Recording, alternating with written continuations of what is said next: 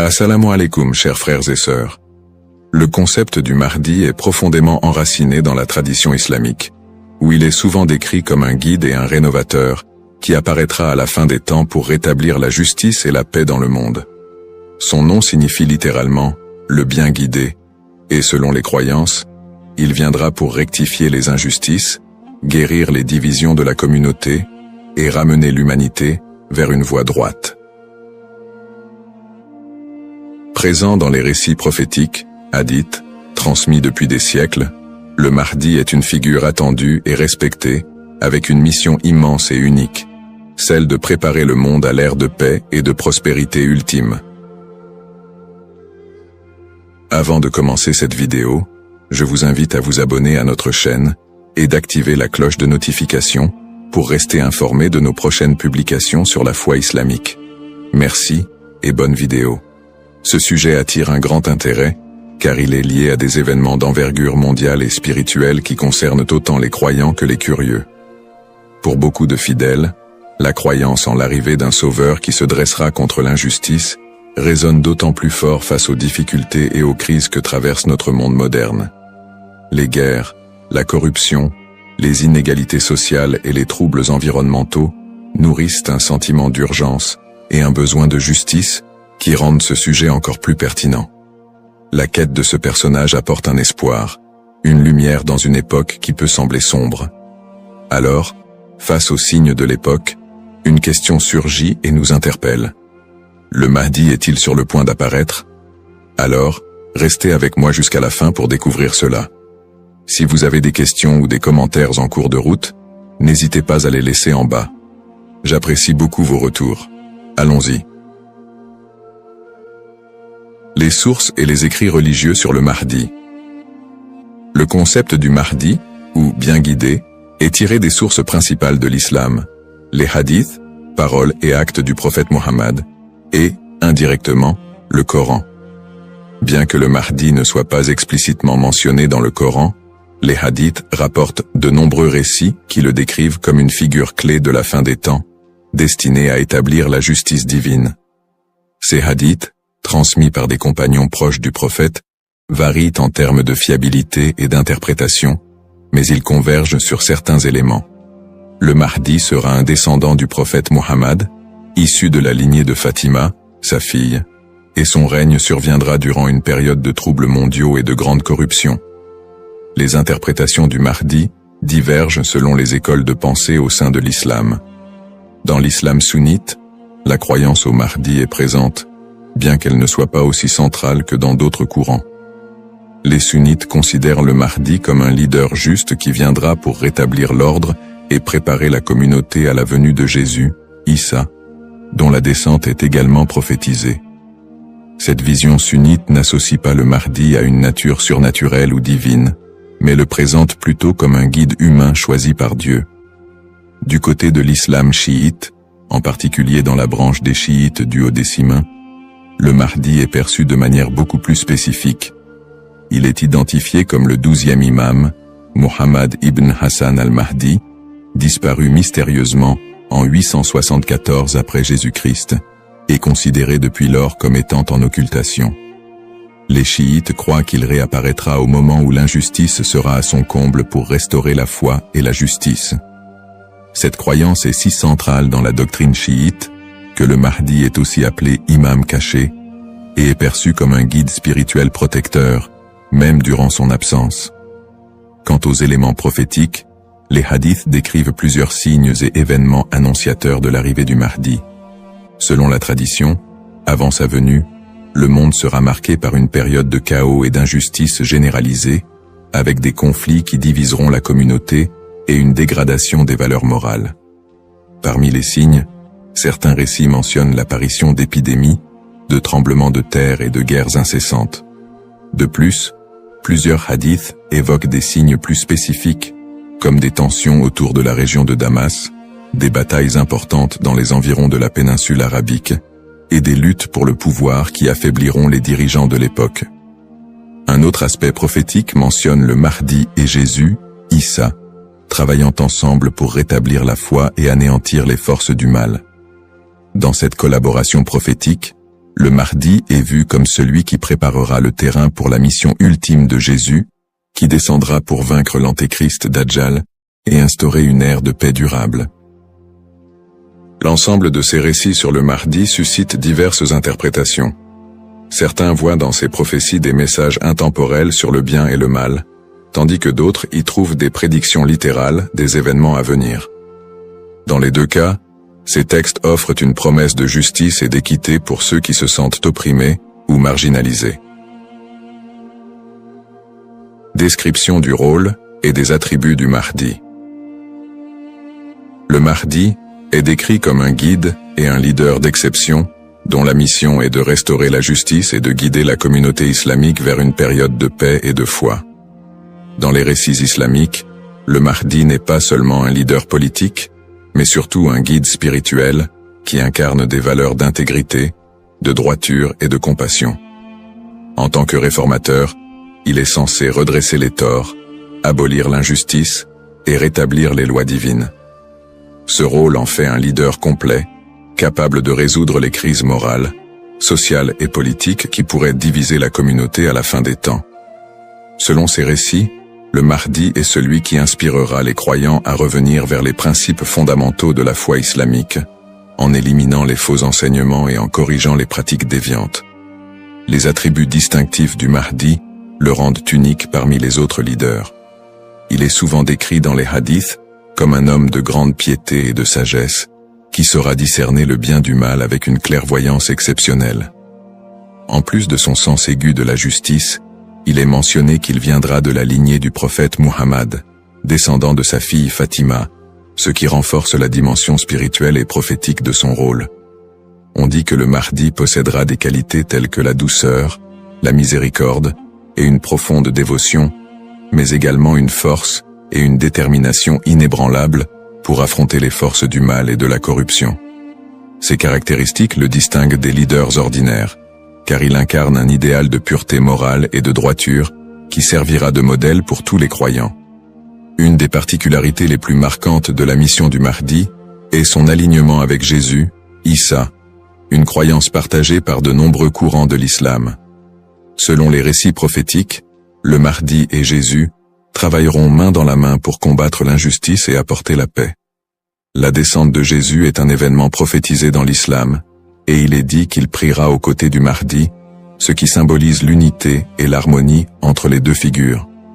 Jésus aurait pour mission de vaincre l'antéchrist, Dajjal, une force du mal redoutable, tandis que le Mahdi préparera le terrain pour cette confrontation ultime et inspirera les croyants à rester fermes dans leur foi. Cette coopération entre le Mahdi et Jésus est perçue comme un moment d'unité divine, transcendant les différences entre les croyants pour établir une ère de paix durable sur terre.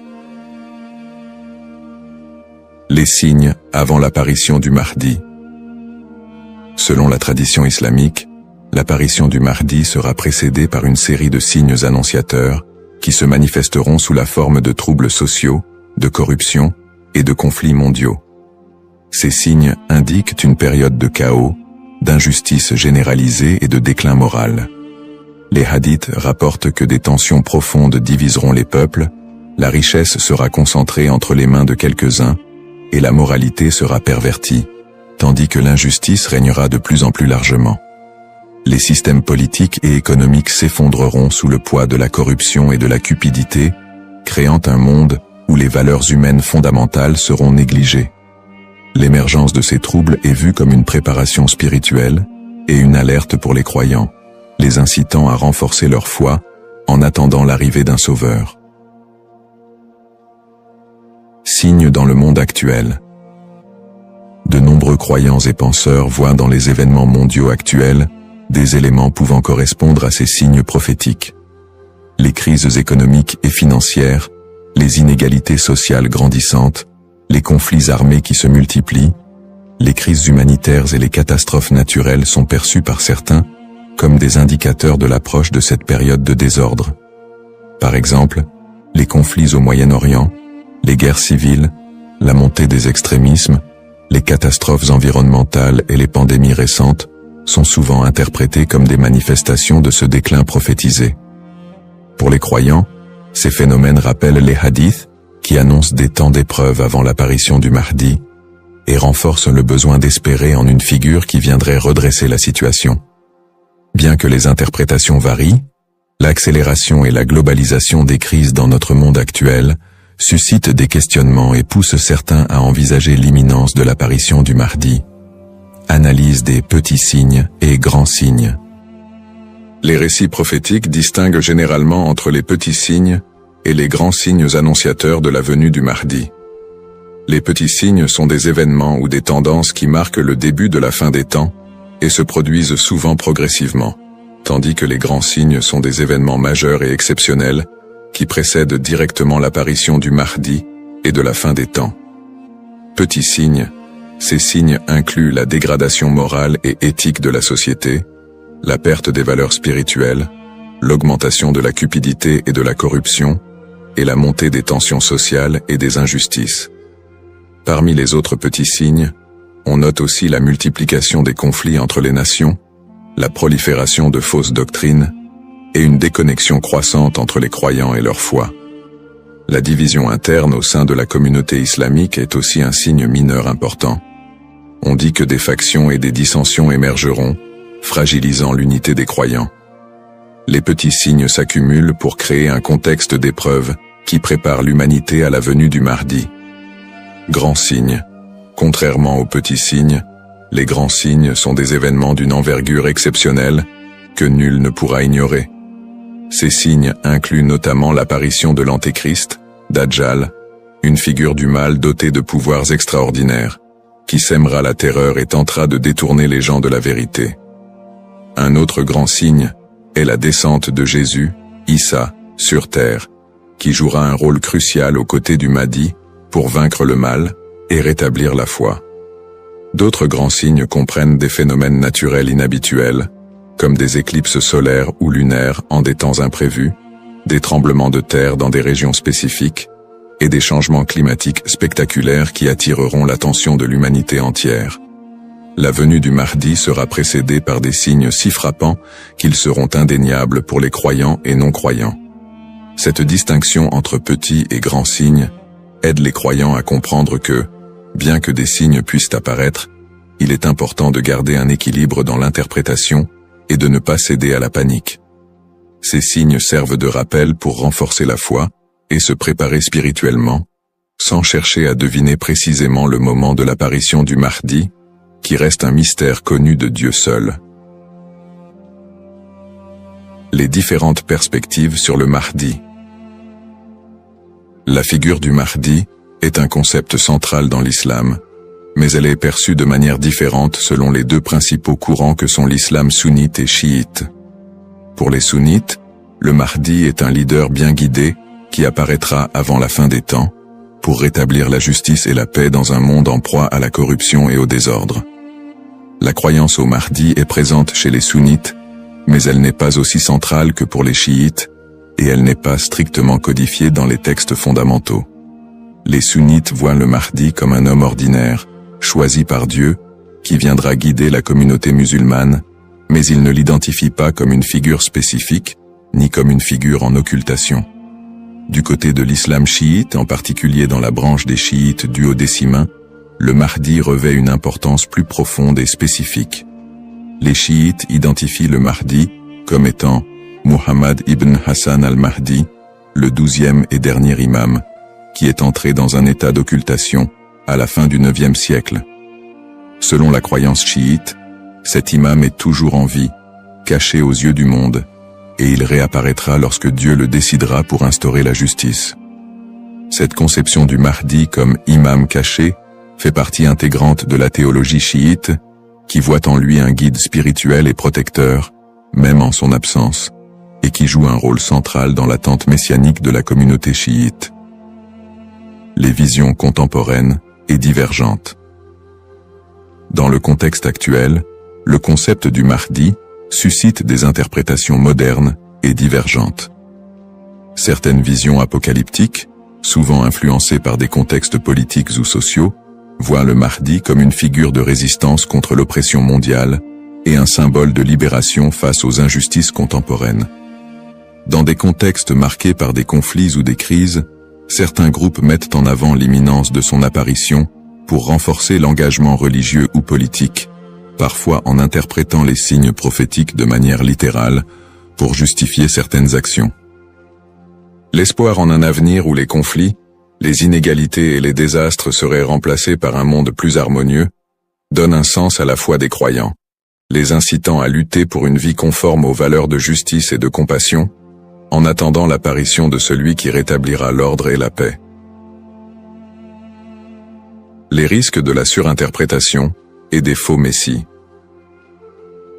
L'attente de l'apparition du Mahdi, figure de justice et de paix, est une croyance profondément ancrée dans la foi musulmane.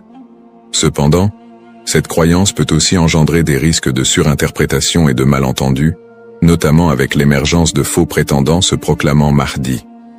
Au fil de l'histoire, des individus se sont déjà déclarés être le Mahdi, attirant des adeptes et suscitant des mouvements religieux parfois déstabilisateurs. Ces faux messies, en exploitant la ferveur des croyants, peuvent conduire à des troubles, des tensions communautaires, voire des conflits. Dans certains cas, ces prétendants cherchent à renforcer leur pouvoir personnel ou à gagner en influence, provoquant des conséquences potentiellement dévastatrices pour les communautés qui les suivent. Leur influence peut diviser les croyants, générer des violences, et même entraîner des catastrophes humanitaires si ces mouvements sont militarisés ou extrémistes.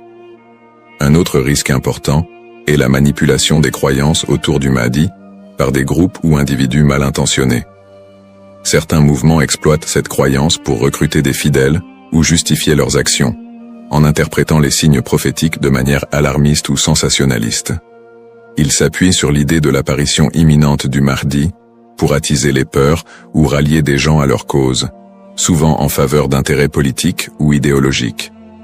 Dans des contextes de crise, cette manipulation peut entraîner des mobilisations massives et inciter des personnes à adopter des positions extrêmes, créant ainsi un climat de méfiance et d'instabilité. Face à ces dérives, l'importance du discernement est cruciale. Il est essentiel pour les croyants de faire preuve de prudence et de retenue dans l'interprétation des signes et des prophéties. La tradition islamique recommande de rester vigilant, car seul Dieu connaît le moment précis de l'apparition du Mahdi. En restant ancré dans les principes de justice et de piété, et en s'appuyant sur des sources fiables et la sagesse des érudits, les croyants peuvent éviter de tomber dans le piège de l'illusion et de la manipulation. Garder un esprit critique face aux revendications de certains groupes et individus est essentiel pour préserver l'intégrité de cette croyance. Ainsi, plutôt que de se précipiter dans des interprétations ou de suivre des figures douteuses, il est fondamental de s'attacher aux valeurs essentielles de la foi et de se préparer spirituellement, sans chercher à deviner l'avenir ni à suivre des faux messies. En résumé, le concept du Mahdi, figure centrale dans la tradition islamique, évoque des thèmes puissants de justice, d'espoir et de rédemption face aux crises contemporaines. Nous avons exploré les différentes perspectives sur le Mahdi, notamment les différences entre les courants sunnites et chiites, ainsi que les interprétations modernes qui en découlent. Nous avons également mis en lumière les défis actuels, tels que les injustices sociales et les crises environnementales, qui alimentent le désir d'un leader juste. Cependant, il est crucial de reconnaître les dangers des faux prétendants et de la manipulation de cette croyance, appelant ainsi à un discernement éclairé. En cette ère d'incertitude, il est essentiel de réfléchir à notre propre rôle dans la quête de justice et de paix. Chacun de nous a la capacité d'agir, d'inspirer le changement et de travailler à créer un monde meilleur, même à petite échelle. La question demeure: sommes-nous proches de la venue du Mahdi ? Cette interrogation nous engage à réfléchir sur nos croyances et nos actions, et à envisager comment nous pouvons contribuer à un avenir empreint de justice et d'équité. Nous vous encourageons à partager vos réflexions et expériences sur le sujet dans les commentaires ci-dessous. Quelles sont vos pensées sur le Mahdi et son rôle dans notre monde contemporain ? N'oubliez pas de vous abonner à notre chaîne pour plus de contenu inspirant et engageant sur des thèmes spirituels et sociaux. Votre voix compte et ensemble, nous pouvons œuvrer pour un monde plus juste. Cependant, D'autres approches modernes se concentrent sur une interprétation plus spirituelle et morale du Mahdi, considérant son apparition comme une métaphore pour inciter les croyants à rétablir la justice dans leur propre vie et à renforcer leur engagement spirituel. Ces visions contemporaines voient la venue du Mahdi non pas comme un événement littéral, mais comme un rappel constant de la nécessité de l'équité, de la bonté et de la piété. Dans cette perspective, le Mahdi représente une lumière spirituelle qui inspire les croyants à lutter contre les injustices, qu'elles soient personnelles, sociales ou morales. Le Mahdi dans le monde non musulman. La figure du Mahdi trouve également des échos dans le monde non musulman, où d'autres cultures et religions partagent le concept d'un sauveur ou d'un messie qui apparaîtra à la fin des temps pour instaurer la paix. Par exemple, dans le christianisme, il existe l'attente de la seconde venue de Jésus-Christ, qui est perçu comme un sauveur destiné à rétablir le royaume de Dieu sur terre. Les similitudes avec l'apparition du Mahdi, notamment en ce qui concerne le rôle de Jésus comme allié, créent des ponts entre les deux traditions et alimentent un intérêt interreligieux autour de la fin des temps. Dans le judaïsme, la croyance en la venue d'un Messie est également présente, avec l'idée qu'il viendra rassembler le peuple d'Israël et instaurer une ère de paix et de justice. Bien que les concepts diffèrent, on retrouve des thèmes similaires d'attente, de restauration et de paix qui rappellent le rôle du Mahdi dans l'islam. Ces parallèles entre les croyances de diverses religions montrent l'universalité du désir d'un redresseur ou d'un guide qui puisse apporter un équilibre face au désordre du monde. Cette notion d'un messie ou d'un sauveur transcende les frontières religieuses et offre une perspective plus large sur l'espoir universel de paix et de justice. En somme, bien que le Mahdi soit une figure principalement islamique, les similitudes entre les concepts de sauveur dans différentes cultures et religions révèlent un besoin humain universel d'espérer en un futur meilleur et en la venue d'une figure capable de rassembler et de rétablir l'équilibre dans un monde souvent divisé et tumultueux. Les défis contemporains et le besoin de justice. Les crises et injustices actuelles révèlent des défis mondiaux qui semblent plus pressants que jamais, et beaucoup ressentent le besoin d'un leader capable de restaurer l'équité. Les inégalités économiques se creusent, avec une grande partie de la richesse mondiale concentrée entre les mains de quelques-uns, laissant de vastes populations dans la pauvreté. Cette fracture sociale amplifie le sentiment d'injustice, nourri par des systèmes économiques et politiques qui peinent à répondre aux besoins des plus vulnérables. Parallèlement, les conflits armés et les guerres persistent dans plusieurs régions du monde, notamment au Moyen-Orient, en Afrique et en Asie, déchirant des communautés entières et causant des crises humanitaires majeures. Ces conflits sont souvent alimentés par des intérêts politiques, ethniques ou économiques, aggravant la souffrance des populations civiles. Dans ce contexte, l'absence de solutions pacifiques et durables renforce l'impression d'une profonde injustice et crée un climat de désespoir. Le réchauffement climatique et ses effets sont un autre défi majeur de notre époque.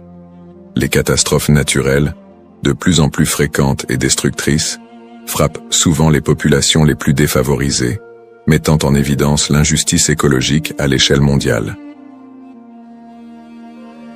La déforestation, la pollution et l'exploitation des ressources naturelles entraînent des conséquences irréversibles pour la planète, affectant les générations présentes et futures.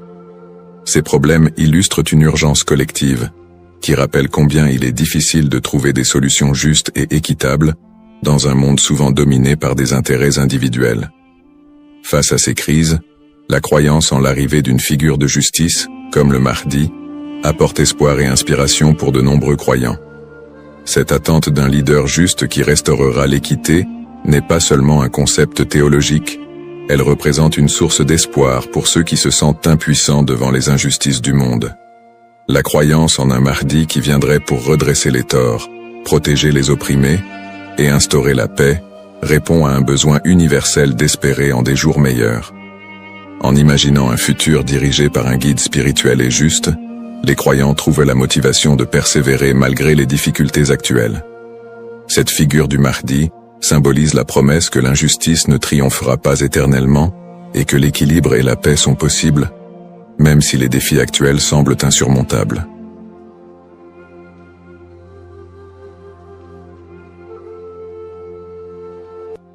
Assalamu alaikum, chers frères et sœurs. Le peuple maudit de Israël. Une phrase qui semble résonner avec un mystère profond, une notion qui pourrait dérouter ou susciter la curiosité. Pourquoi parler de malédiction, alors que l'histoire d'Israël est généralement associée à celle d'un peuple élu par Dieu? Pourtant, au fil des siècles, des textes anciens aux événements historiques récents, l'idée que le peuple d'Israël aurait pu être maudit a traversé les cultures, les religions et les esprits. Il est crucial de comprendre que ce sujet va bien au-delà des simples récits bibliques. Il s'ancre dans une histoire complexe, où la théologie, les prophéties et les malheurs historiques sont intimement liés. Cette notion de malédiction trouve son écho dans les croyances populaires, mais aussi dans des interprétations religieuses et culturelles, parfois mal comprises. Pourquoi ce sujet mérite-t-il notre attention aujourd'hui? Parce que ce n'est pas simplement un concept historique, mais une idée qui a façonné la perception mondiale d'un peuple tout au long des âges. Pour bien saisir la portée de cette notion, il est indispensable de remonter aux sources historiques et religieuses, de comprendre le contexte dans lequel ces croyances ont émergé, et de démêler les faits des mythes. Le terme de peuple maudit a souvent été utilisé dans divers contextes pour parler du peuple d'Israël, mais que signifie-t-il réellement?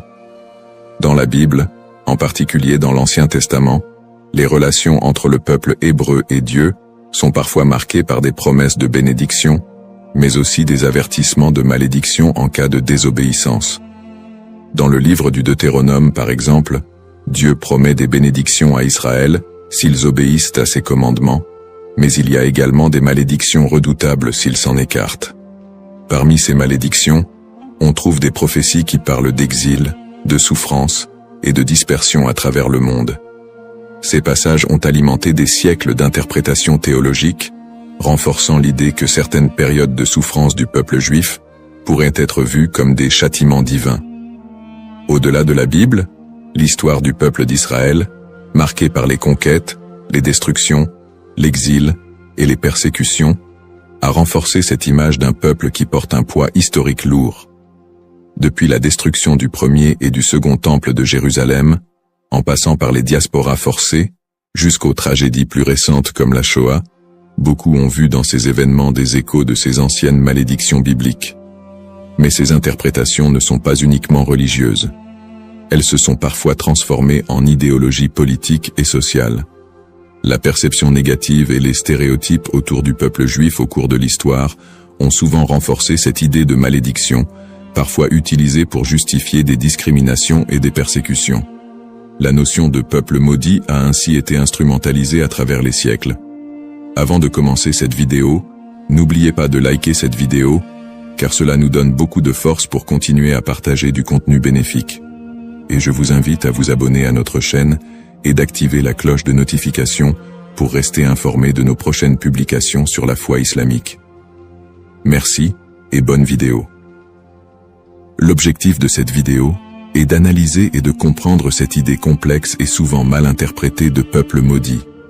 Quelles en sont les racines historiques, religieuses et sociales? Comment a-t-elle évolué au fil du temps, et pourquoi est-elle encore parfois utilisée pour expliquer des événements tragiques dans l'histoire du peuple juif? Alors, restez avec moi jusqu'à la fin pour découvrir cela. Si vous avez des questions ou des commentaires en cours de route, n'hésitez pas à les laisser en bas. J'apprécie beaucoup vos retours. Allons-y.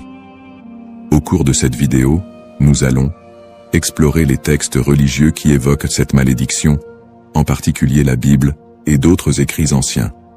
Revisiter les grandes étapes de l'histoire d'Israël, de l'époque biblique jusqu'à nos jours, pour comprendre comment ces événements ont pu renforcer cette idée dans les esprits. Discuter des interprétations théologiques de ces malédictions, et comment elles ont été perçues par différentes religions et cultures à travers le monde. Démystifier cette notion en explorant les aspects symboliques et les récupérations idéologiques qui ont façonné cette image négative. Cette exploration vous permettra de comprendre les tenants et aboutissants de cette idée profondément enracinée dans l'histoire de l'humanité. Il est important de ne pas se laisser emporter par des idées simplistes, mais de creuser la profondeur de ce concept pour en dégager des vérités historiques et spirituelles. Origine d'Israël. L'histoire du peuple israélite débute avec les récits bibliques de la Genèse, où Dieu promet à Abraham, un patriarche hébreu, qu'il deviendra le père d'une grande nation. Cette promesse divine est le point de départ de la formation du peuple d'Israël. Selon la tradition, Abraham, Isaac, son fils, et Jacob, son petit-fils, sont les ancêtres directs de ce peuple, souvent appelés les patriarches. Jacob, après avoir lutté avec un ange, reçoit de Dieu un nouveau nom, Israël, et ses descendants sont appelés les Israélites. Le livre de l'Exode raconte l'histoire de la libération du peuple hébreu de l'esclavage en Égypte sous la direction de Moïse. C'est un moment fondamental dans l'histoire d'Israël, où Dieu scelle une alliance avec les Israélites au mont Sinaï. Dieu y remet les 10 commandements à Moïse, posant ainsi les bases des lois morales et religieuses qui guideront le peuple élu. Cette alliance est une promesse de protection divine en échange de l'obéissance aux lois de Dieu. À partir de là, Israël se constitue progressivement en nation, après la conquête de la terre promise sous Josué.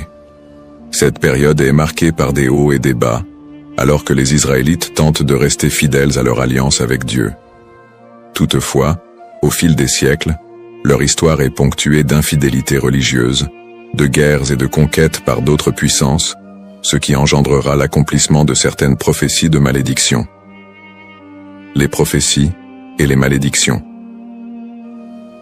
Dans l'Ancien Testament, en particulier dans le Deutéronome, Dieu fait à Israël des promesses de bénédiction conditionnelles à leur fidélité, mais également des avertissements de malédiction en cas de désobéissance.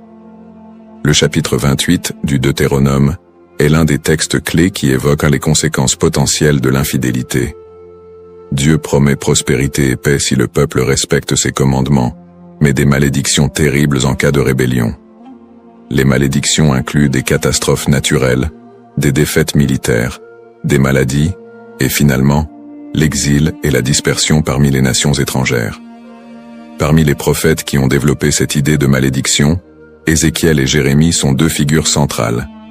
Ézéchiel, actif pendant l'exil babylonien, insiste sur le lien entre l'exil du peuple et leur transgression. Il prophétise que la destruction de Jérusalem et l'exil sont des punitions divines pour l'injustice sociale, l'idolâtrie et l'infidélité religieuse du peuple. Toutefois, il apporte aussi un message d'espoir.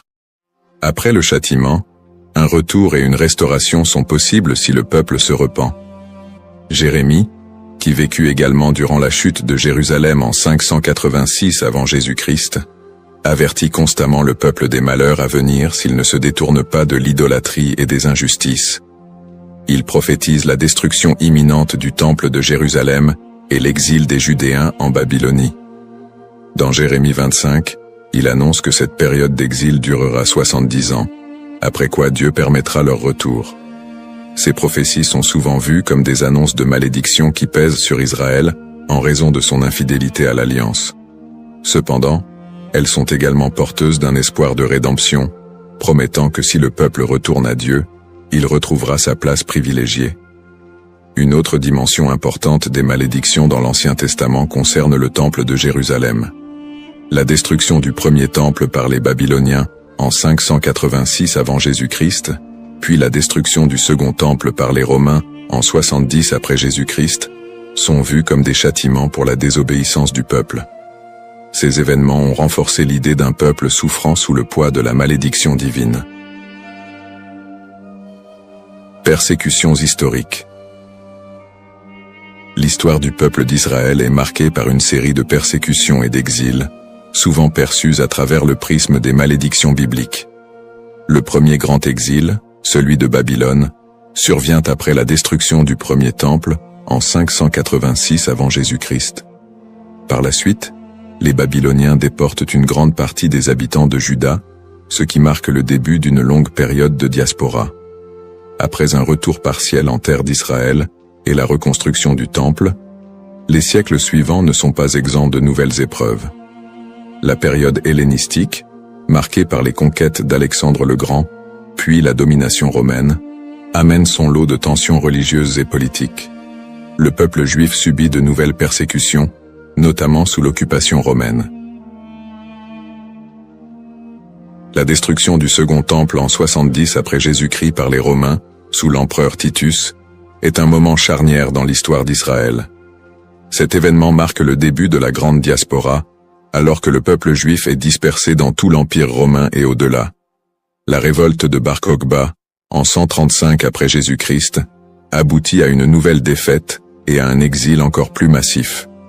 À partir de ce moment, les Juifs deviennent un peuple sans terre, vivant en exil, souvent en minorité, et subissant de nombreuses discriminations et persécutions. Durant le Moyen-Âge, en Europe et dans le monde islamique, les Juifs font souvent l'objet de suspicions, de discriminations légales, et parfois de pogroms violents. Les croisades, notamment, voient des massacres de communautés juives en Europe.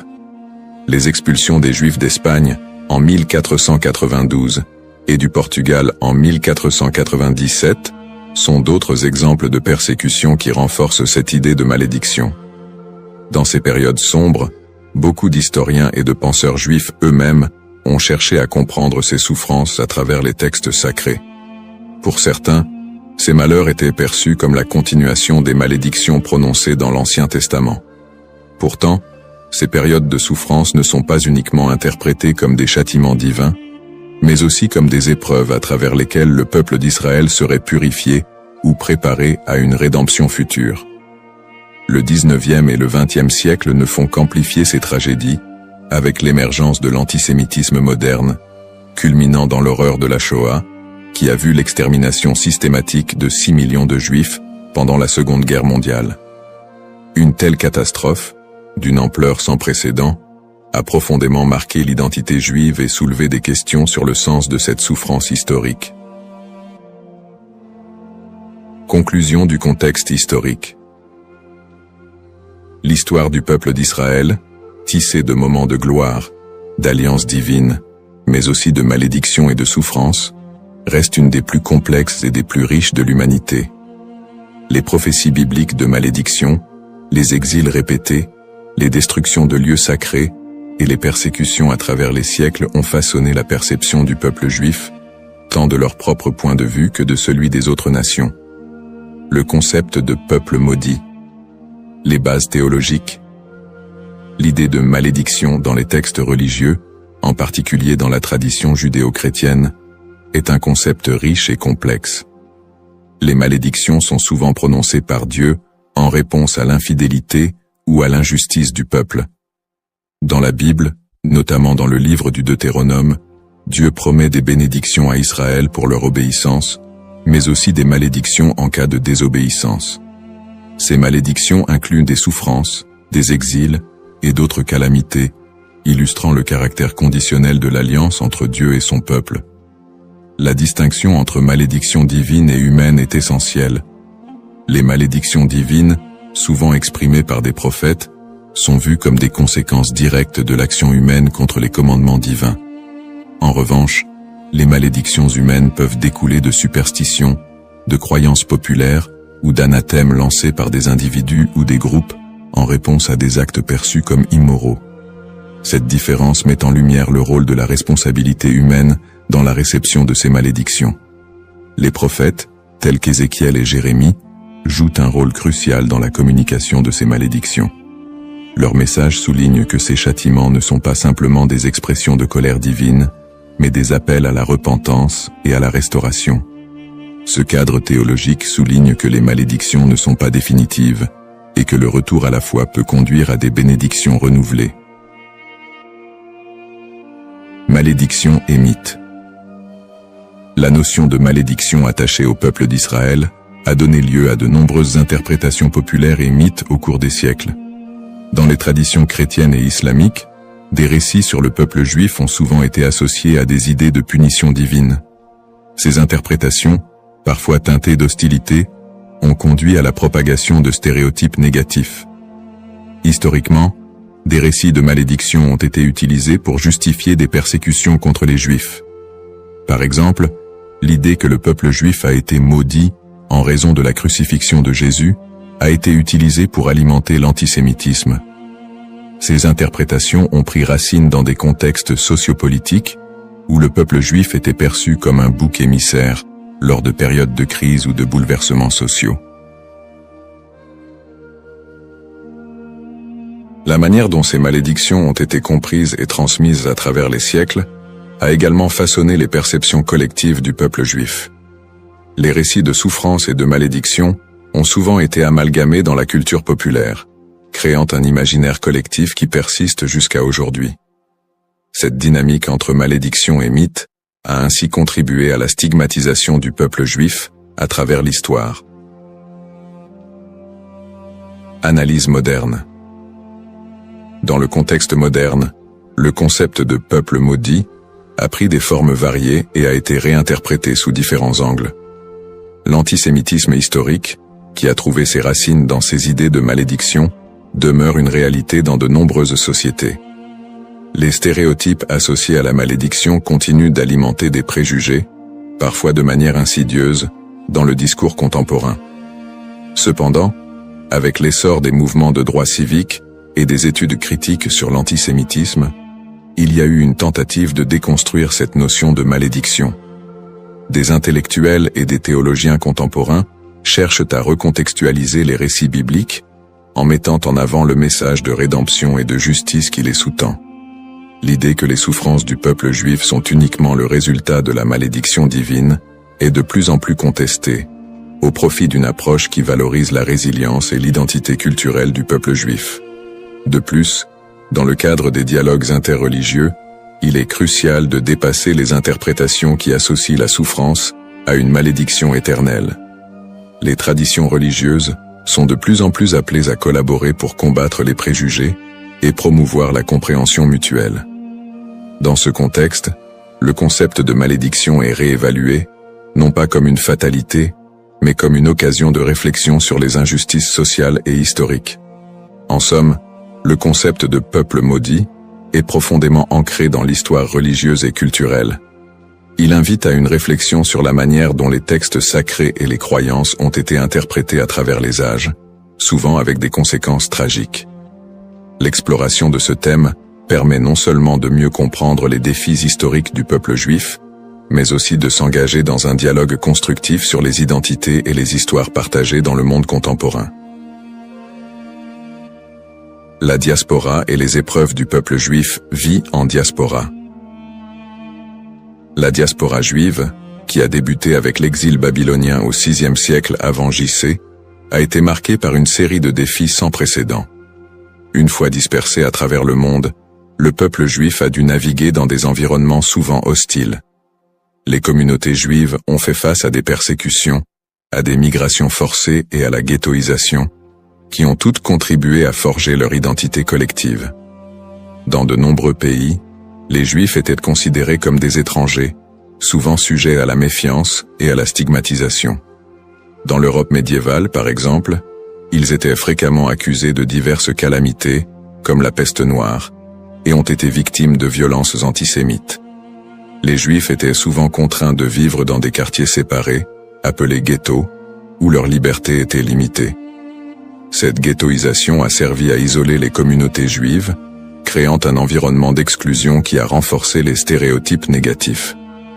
Les migrations forcées ont également eu un impact considérable sur la vie juive en diaspora. Des expulsions massives, comme celle des Juifs d'Espagne en 1492, ont conduit à une dispersion rapide vers des régions comme l'Empire ottoman, le nord de l'Afrique et plus tard les Amériques. Ces déplacements ont souvent été motivés par des conditions de vie insupportables et des menaces physiques, mais ils ont également permis aux Juifs de préserver et d'adapter leur culture dans de nouveaux contextes. Malgré ces défis, les communautés juives ont réussi à maintenir leurs traditions et à s'adapter aux réalités locales. Elles ont développé des réseaux de solidarité, créant des institutions éducatives et religieuses pour assurer la transmission de leur héritage culturel et spirituel. Cette résilience face à l'adversité est une caractéristique marquante de l'expérience juive en diaspora. Les pogroms et l'Holocauste. Les pogroms, qui ont commencé en Europe à partir du IXe siècle, illustrent la violence persistante à laquelle les Juifs ont été confrontés. Ces émeutes violentes souvent encouragés par des autorités locales, ont mené à des massacres, à des pillages et à des destructions de synagogues. Un des pogroms les plus connus est celui de Kitchinev en 1903, qui a entraîné la mort de dizaines de Juifs et laissé des centaines d'autres blessés. Le XXe siècle a vu la tragédie de l'Holocauste, un génocide qui a coûté la vie à 6 millions de Juifs pendant la Seconde Guerre mondiale. Les nazis ont systématiquement exterminé les Juifs européens, mettant en place des camps de concentration et d'extermination. Malgré ces persécutions violentes, de nombreuses histoires de survie émergent, mettant en lumière le courage et la détermination du peuple juif. Des groupes de résistance, des réseaux de sauvetage et des actes de bravoure individuels témoignent de la volonté de maintenir l'humanité et la dignité face à l'inhumanité. L'Holocauste a laissé une empreinte indélébile sur la mémoire collective juive. Les survivants ont dû reconstruire leur vie dans un monde souvent indifférent à leurs souffrances. Cette tragédie a également catalysé des mouvements politiques qui ont conduit à la création de l'État d'Israël en 1948, un point tournant dans l'histoire juive moderne. Lutte pour l'identité et la terre promise. Les épreuves subies par le peuple juif en diaspora ont profondément influencé son identité collective. Face à l'adversité, une identité juive résiliente a émergé, mêlant traditions séculaires, pratiques religieuses et un sentiment d'appartenance à une histoire commune. Cette lutte pour la survie a également renforcé un lien indéfectible avec la terre d'Israël, considérée comme la terre promise dans la tradition juive. Ce lien a été ravivé tout au long de l'histoire, notamment lors des mouvements sionistes du XIXe et du XXe siècle, qui ont cherché à établir un foyer national juif en Palestine. Pour de nombreux juifs, la terre d'Israël représente non seulement un lieu géographique, mais également un symbole de liberté, d'identité et d'unité. Les événements tragiques de l'histoire juive, comme l'Holocauste, ont également renforcé l'urgence de cette quête, suscitant un mouvement pour un retour à la terre d'Israël. En somme, l'expérience de la diaspora a été marquée par des défis extrêmes, mais aussi par une résilience remarquable. Les persécutions, les pogroms et l'Holocauste ont non seulement laissé des cicatrices, mais ont également façonné une identité juive forte, ancrée dans une histoire partagée et un attachement profond à la terre d'Israël. Ce processus de formation de l'identité juive, en réponse aux épreuves, continue de jouer un rôle crucial dans la vie des Juifs du monde entier aujourd'hui. Le retour en Israël et l'État moderne, sionisme et création de l'État d'Israël. Le mouvement sioniste, qui a émergé à la fin du XIXe siècle, constitue un tournant majeur dans l'histoire juive moderne. À cette époque, les Juifs d'Europe étaient confrontés à une montée de l'antisémitisme et à des conditions de vie précaires, notamment en Russie et en Europe de l'Est. Ces difficultés ont suscité un besoin pressant d'un foyer national. Theodor Herzl, considéré comme le père du sionisme politique, a articulé cette aspiration dans son livre L'État juif, 1996, où il propose la création d'un État juif en Palestine comme réponse à l'antisémitisme rampant. Le sionisme a pris plusieurs formes, allant du sionisme politique de Herzl à des visions plus socialistes et culturelles, comme celles de figures comme David Ben-Gourion et Ahad Ha'am. Le premier congrès sioniste a eu lieu à Bâle, en 1897, où les participants ont décidé de promouvoir l'établissement d'un foyer national juif en Palestine par des moyens diplomatiques et légaux. À la suite de la déclaration Balfour de 1917, dans laquelle le gouvernement britannique a exprimé son soutien à l'établissement d'un foyer national juif en Palestine, le mouvement sioniste a gagné en légitimité. Cependant, la réalité sur le terrain était complexe. La Palestine était alors habitée par une majorité arabe qui a vu l'immigration juive comme une menace pour ses droits et ses terres. Cette situation a semé les graines des conflits futurs. Après la Seconde Guerre mondiale et l'Holocauste, qui a décimé la population juive d'Europe, le besoin d'un refuge sécurisé a été accentué. En 1947, l'Assemblée générale des Nations unies a voté pour diviser la Palestine en deux États, un juif et un arabe. Les leaders juifs ont accepté le plan, mais les dirigeants arabes l'ont rejeté. Le 14 mai 1948, David Ben-Gourion, a proclamé l'indépendance de l'État d'Israël, ce qui a entraîné la première guerre israélo-arabe. En dépit de l'opposition régionale, Israël a réussi à établir un État et à absorber un grand nombre de réfugiés juifs du monde entier, notamment des survivants de l'Holocauste. Conflit moderne. Depuis sa création, l'État d'Israël a été plongé dans une série de conflits régionaux qui ont souvent été alimentés par des tensions ethniques et religieuses. Les guerres avec les pays arabes voisins, notamment les guerres de 1948, 1967 et 1973, ont défini les frontières et les relations diplomatiques de l'État moderne. Les tensions avec les populations palestiniennes ont également été une source constante de conflits, culminant avec les intifadas des années 1980 et 2000, où des soulèvements populaires ont éclaté en réponse à l'occupation israélienne des territoires palestiniens. Le conflit israélo-palestinien est un point focal des tensions au Moyen-Orient, où des questions de droits territoriaux, d'autodétermination et de sécurité se croisent. Les territoires de la Cisjordanie et de Gaza sont devenus des symboles de la lutte pour la reconnaissance et la dignité des Palestiniens. Les colonies israéliennes en Cisjordanie et les conditions de vie à Gaza ont engendré des critiques internationales et des tensions croissantes.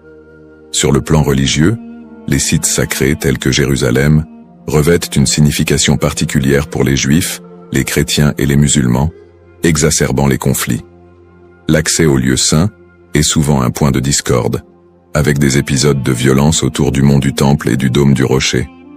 Peut-on encore parler d'un peuple maudit aujourd'hui? La question de savoir si l'on peut encore parler d'un peuple maudit aujourd'hui mérite d'être examinée sous différents angles. D'une part, le peuple juif a par moments été perçu comme victime d'une malédiction, surtout dans le contexte des souffrances historiques, des persécutions et de l'Holocauste. Cette perception s'est parfois traduite par des stéréotypes négatifs et un antisémitisme durable qui persistent encore dans certaines sociétés contemporaines. D'autre part, l'idée de peuple maudit ne rend pas pleinement compte de la résilience, de l'innovation et des contributions culturelles des Juifs à la société mondiale. Après des siècles de persécution, les Juifs ont réussi à établir un État souverain, à revitaliser leur culture et à jouer un rôle significatif dans divers domaines tels que la science, l'art et la politique. Cette renaissance culturelle et nationale contredit l'idée d'une malédiction éternelle. Aujourd'hui, beaucoup de Juifs se définissent non pas par leurs souffrances passées, mais par leur identité culturelle et leur engagement envers des valeurs de justice, de paix et de coexistence. L'État d'Israël, bien qu'encore confronté à des défis internes et externes, est un symbole de survie et de détermination pour de nombreux Juifs dans le monde. Ainsi, plutôt que de voir le peuple juif à travers le prisme d'une malédiction, il est plus approprié de reconnaître la complexité de son histoire, marquée par des luttes et des triomphes, et d'appréhender la diaspora juive comme une histoire d'espoir, de résilience et de quête d'identité. Dans cette exploration du thème du peuple maudit d'Israël, nous avons retracé l'histoire complexe des Juifs, de leurs origines dans l'Antiquité à leur établissement moderne en tant qu'État souverain. Nous avons examiné le contexte historique et religieux, en soulignant les épreuves de la diaspora, les persécutions et les tragédies comme les pogroms et l'Holocauste. En analysant le concept de malédiction, nous avons également vu comment il a été utilisé pour justifier des stéréotypes et des violences à l'encontre des Juifs au fil des siècles. Nous avons ensuite discuté du mouvement sioniste qui a mené à la création de l'État d'Israël en 1948, ainsi que des conflits régionaux qui en ont découlé, notamment avec les populations palestiniennes. Ces tensions, alimentées par des enjeux historiques, ethniques et religieux, continuent de façonner la réalité actuelle du pays. En réfléchissant à l'évolution du terme « maudit », il est crucial de reconnaître qu'il a souvent été employé de manière péjorative pour désigner le peuple juif et justifier des injustices. Cependant, au fil du temps, cette notion a été déconstruite. De nos jours, parler de peuple maudit ne rend plus compte de la diversité et de la résilience des communautés juives. Au contraire, il est essentiel de voir le peuple juif comme porteur d'une riche culture, d'une identité dynamique et d'une volonté indéfectible de vivre et de prospérer, malgré les défis historiques. Pour conclure, j'invite chacun d'entre vous à approfondir ce sujet fascinant et complexe. Prenez le temps d'explorer les multiples facettes de l'histoire juive, d'écouter des voix variées et de réévaluer vos propres perceptions sur le peuple juif et son héritage. En favorisant la compréhension et l'empathie, nous pouvons tous contribuer à un dialogue constructif qui transcende les stéréotypes et promeut la paix et la coexistence. Le parcours historique du peuple juif est une leçon pour tous sur la résilience, l'identité et la quête de justice.